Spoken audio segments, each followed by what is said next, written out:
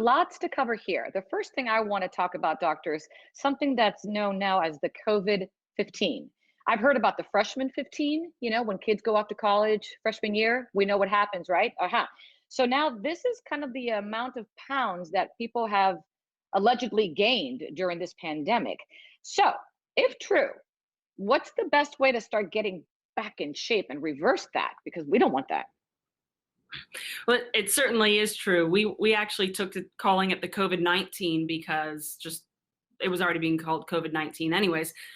So certainly nutrition and exercise are the mainstays for getting healthy again, but starting out slow, because trying to go, if you were exercising before, trying to go back to where you were immediately can be dangerous and lead towards overdoing it and some of the injuries that we briefly talked about. So just slow and steady and making the changes that you can do in a stepwise fashion. So if someone was already doing exercise and let's say they became a little stagnant because of COVID-19, would you say slow and steady or just kind of get back into the rhythm which you were in? And then for someone who has not ever done exercise and wants to start now, what are your suggestions in terms of those two different people?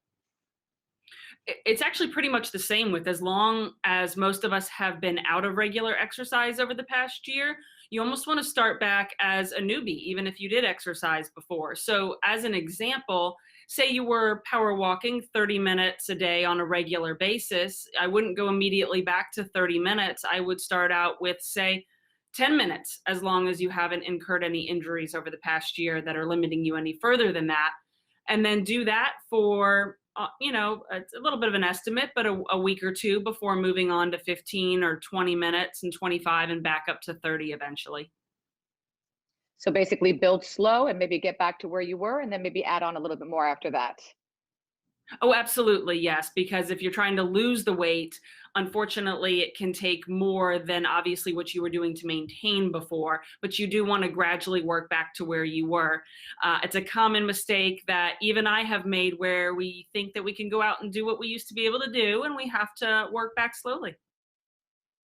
Well, indeed, because about 5 years ago, I was able to run 10 miles, and today, no, ma'am. Mm-mm. Yeah, correct, correct. I'm not that girl anymore. What about diet and nutrition? Obviously, that plays a role in terms of also getting back in shape because a lot of people have been home and I guess we could call it binge eating. Yes. So everybody needs a different amount of calories per day, but what I like to tell my patients are that you need to look at it from three different points of view. The first one is, how much are you eating? So there are a lot of calculators that you can go online and calculate based on your age, your sex, your height and weight, what your caloric needs per day.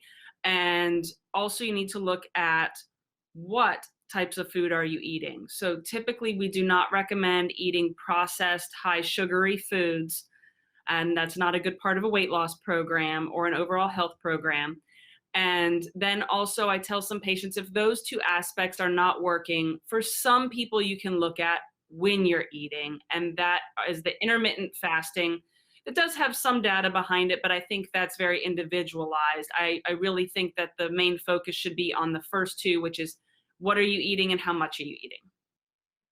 All right. I have a question here from a friend of mine, and she asks, if you do overdo it and injure yourself, how long should you give yourself to heal? I think that's a great question because I've been injured before and I'm so frustrated and I wrap my leg and I'll do anything. I'll ice it and then I just go back the next day and I exacerbate it. I think Right. And every injury is different. I think a good rule of thumb, if I were to just blanket statement, would be take a week off, rest it, and then try and slowly get back. But if you can't, as expected, then see a doctor. All right. And then the follow-up question to that is, when is it a good time to go see a physician? In other words, what are the signs that maybe you need a little bit more than just ice and heat and you need help? Oh, that's a great question. Certainly, if you have an acute injury, say you trip and you fall, uh, any cuts, it's good to see a physician. Any significant swelling or bruising, if you can't bear weight, say you roll your ankle and you can't put weight on it, that's a good reason to see a physician. And then I know it seems like we're talking about musculoskeletal injuries, but just to add, of course, if you're trying to get back to exercise and you have any chest pain, palpitations, irregular heartbeat, or any concerning shortness of breath that you wouldn't expect for your level of deconditioning, then please, of course, also seek help. All right, I have this next question from Jane. I think this is a great question for anyone at any age. What exercises are good for balance? Love that question, Jane. Doctor? Yes, I was going to say, wonderful question, Jane. I'm so happy that you're looking into balance because balance is one of the things that helps to prevent falls. And falls are a significant source of injury for all ages, but especially older individuals. Some of the best exercises, just in general, physical activities for balance are Tai Chi and yoga. But say you don't want to participate in either of those, even just starting to put all of your weight on one foot can improve your balance. And I want to say, of course, when you start to do that, if you're not used to doing it, you want to be holding on to a counter or holding on to something first so that you have a source of backup. But if you feel comfortable with that, you can move away from a counter and try it there. Great stuff. Doctor, as we continue, I just want to remind our viewers again, if you have a question for our expert, as we are doing, we are answering those questions for you. This is how you do it. Email us your questions to questions@allhealthtv.com. Give us a call, so easy, 855-796-4475. Or you can record your question on your cell phone and upload it to our website, allhealthtv.com. All right, doctor, another question here from Lynn, and this is what she's asking. Let's take a look. Are there exercises to relieve nighttime cramps? Doctor? Interesting question, Lynn, and a little bit tough. I'll say first, if you're having a nighttime cramp in the middle of the night, the first thing that you want to do is get up and stretch that muscle.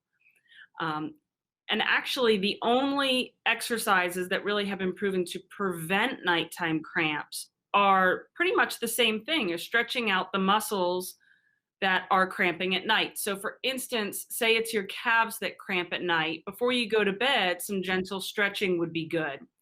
Additionally, muscles that are along the same side, and I'll explain that, are also good to stretch. So for example, if the calves are cramping at night, it's also good to stretch out your hamstrings.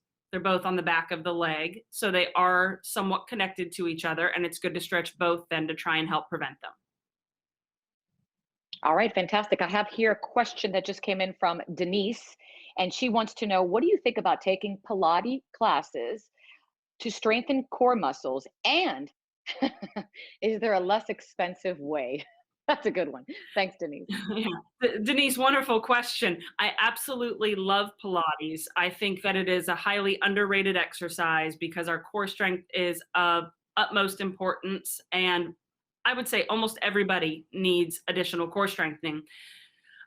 Cheaper alternative. Other than a reformer, there are classes for mat Pilates, which can be additionally almost just as good. And I try not to promote any one thing, but I know that there are some online sites that you can subscribe to. I think it might be Pilates Anywhere or Pilates Everywhere. You can follow with classes there. I think they have a similar thing for yoga as well.